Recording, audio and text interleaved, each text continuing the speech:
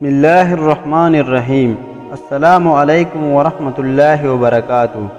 حضرت معاذ بن جبل رضی اللہ عنہ تعالی عنہ بیان کرتے ہیں، ایک روز رسول اللہ صلی اللہ علیہ وآلہ وسلم ہمیں نماز فجر پڑھانے کے لیے تشریف نہ لائے، قریب تھا کہ ہم سورج طلوع ہونے کا مشاہدہ کر لیتے۔ پھر آپ بہت تیزی سے تشریف لائے، چنانچہ نماز کے لیے اقامت کہی گئی۔ رسول اللہ صلی اللہ علیہ وآلہ وسلم نے اختصار کے ساتھ نماز پڑھائی۔ بس جب آپ صلی اللہ علیہ وآلہ وسلم نے سلام پھیرا تو بآواز بلند فرمایا، اپنی جگہوں پر ایسے ہی بیٹھے رہو۔ پھر آپ صلی اللہ علیہ وآلہ وسلم نے ہماری طرف متوجہ ہو کر فرمایا، میں ابھی تمہیں بتاتا ہوں کہ میں تمہیں نماز پڑھانے کے لیے کیوں نہیں آیا۔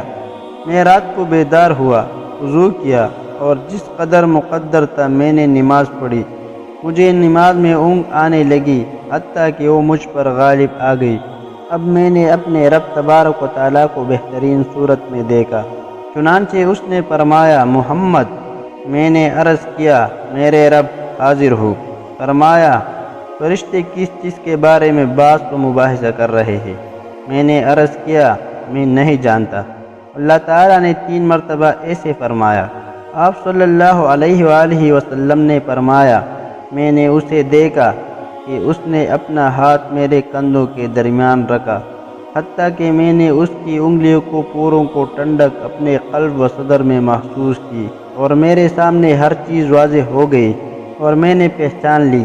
پھر رب تبارک و تعالیٰ نے فرمایا، محمد۔ میں نے عرض کیا، میرے رب میں حاضر ہوں۔ فرمایا، مقرب فرشتے کس چیز کے بارے میں بحث و مباحثہ کر رہے ہیں؟ میں نے عرض کیا، گناہ مٹا دینے والا اعمال کے بارے میں۔ فرمایا، وہ کیا ہے؟ میں نے عرض کیا، باجماعت نماز پڑھنے کے لیے چل کر جانا، نماز کے بعد مسجد میں بیٹھے رہنا، ناگواری کے باوجود اچھی طرح وضو کرنا۔ فرمایا، پھر وہ کس چیز کے بارے میں بحث کر رہے ہیں؟ میں نے عرض کیا، درجات کے بارے میں۔ فرمایا، وہ کیا ہے؟ میں نے عرض کیا، کھانا کھلانا، نرمی سے بات کرنا، اور جب سو رہے ہو نماز تہجد پڑھانا۔ فرمایا، کچھ مانگ لے۔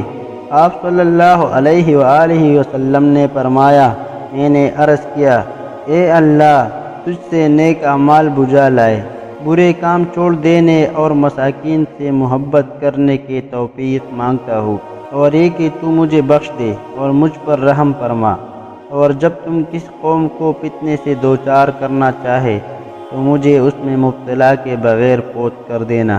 میں تجھ سے تیری محبت، تجھ سے محبت کرنے والوں کی محبت اور ایسے عمل کی محبت کا سوال کرتا ہوں جو مجھے تیری محبت کے قریب کر دے۔ پھر رسول اللہ صلی اللہ علیہ وآلہ وسلم نے ارشاد فرمایا، یہ خواب حق ہے، بس اسے یاد کر لو اور پھر اسے دوسروں کو بتاؤ۔